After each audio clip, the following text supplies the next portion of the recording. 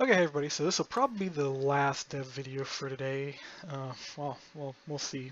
I may get another sleepless night. We may end up doing dev work all night long.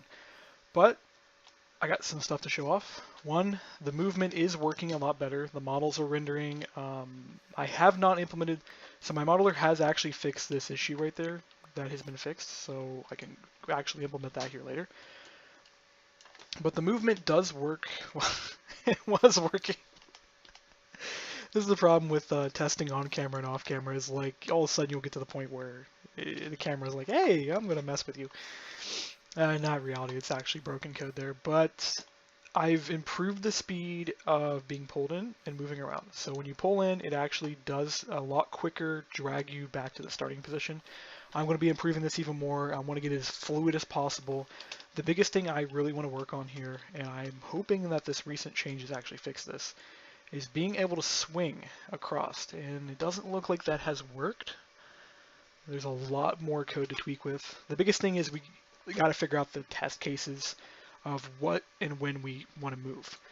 So one thing is I've actually fixed the movement when you're being pulled in. It no longer tries to zero out your motion or anything else. It actually continues to let you move.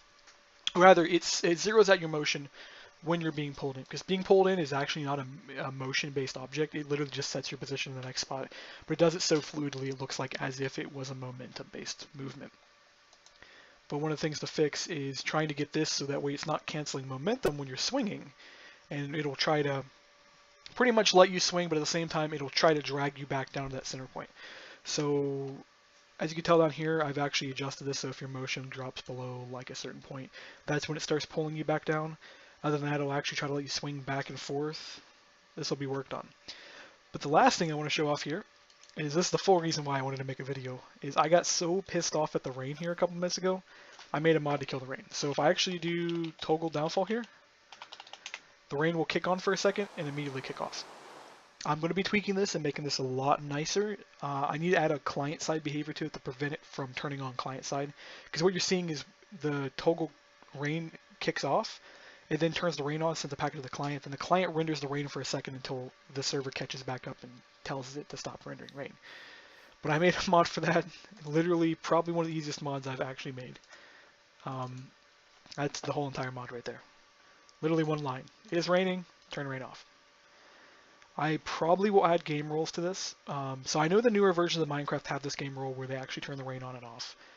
I will be implementing that in 1.7 because 1.7 does not contain that game rule. I will see about actually porting back a few game rules from newer versions because this is the one I actually badly been wanting for quite a while, because every time I'm testing or recording a video, randomly the rain will kick on and just kind of ruin the quality.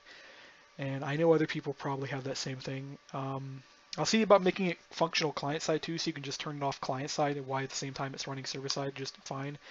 And I'll see about implementing a GUI rain check. So if it is raining server side, it'll put a little icon on your GUI saying, hey, it actually is raining, so that way you know it is raining outside or not. I'll do a few other things with it, but that won't happen right now. Right now I've got it fixed so it's not raining, which is what I really wanted to do. But that's pretty much it for now. I'll be working on more of these mods here later. The next one coming up after Grappling Hook is I'll be working on some gas cans, a few guns, a sentry gun, some breakable walls, and the breakable walls will be, as more you hit them, the more they damage, and they will not lose their damage value when you walk away, or at least that won't be the default value. I may add an auto reheal value to it or something else. We'll see how it goes. The grappling hook will actually also be getting some config values too. It's already got it set up for the speed by which you get pulled in. That is going to be global. I may try to do a per user speed check on that. I may also see about adding settings to the item itself so you can adjust your grappling item. And I'm not sure if we'll go and add collars to the grappling hook. I am considering adding different types of grappling hooks here. I definitely want to go and clone various different games and movies and TV shows. I want to do a Attack on Titan's hook system where you have two separate hooks but they come out of your belt. That's something I want to hit. I saw another mod do it, but the other mod did it so poorly that I kind of want to fix it just to make it look good. Not because I'm a fan of the series, because to be honest, the series is kind of weird for me. But some of the other hooks I want to do is I want to do all the TRU hooks, so like the double hook, the triple hook, the slime hook. I want to do various visuals for it. One big thing about single block mods is that they're supposed to be highly visually orientated, where they've got a lot more visual options than normal.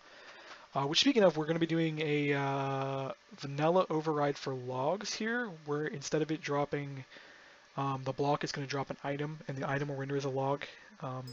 That's another thing on the list, and I think there's some gunpowder changes too.